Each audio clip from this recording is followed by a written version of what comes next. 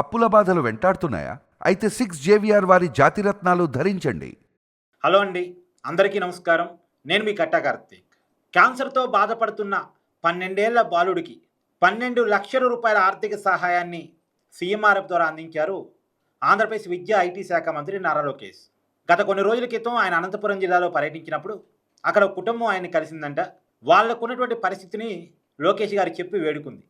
మా పిల్లవాడు చదువుకోవాల్సిన వయసులో క్యాన్సర్తో బాధపడుతున్నాడు. ప్రస్తుతం బెంగళూరులోని శ్రీ శంకర క్యాన్సర్ హాస్పిటల్లో ఉన్నాడు. అతను ప్రస్తుతం కీమోథెరపీ చేపించాలి, బోన్ ప్లాంటేషన్ కూడా చేపించాలి అని చెప్పేసి వాళ్ళకున్నటువంటి ఇబ్బందుల్ని నారా లోకేష్ గారి దృష్టికి తీసుకెళ్లారట.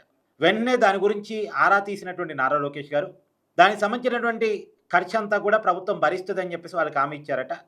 ఇమీడియట్గా వాళ్ళకి సహాయం కింద సీఎంఆర్ఎఫ్ ద్వారా 12 లక్షల రూపాయలు శాంక్షన్ చేసి చెక్కు వాళ్ళ కుటుంబానికి పంపించడం జరిగింది.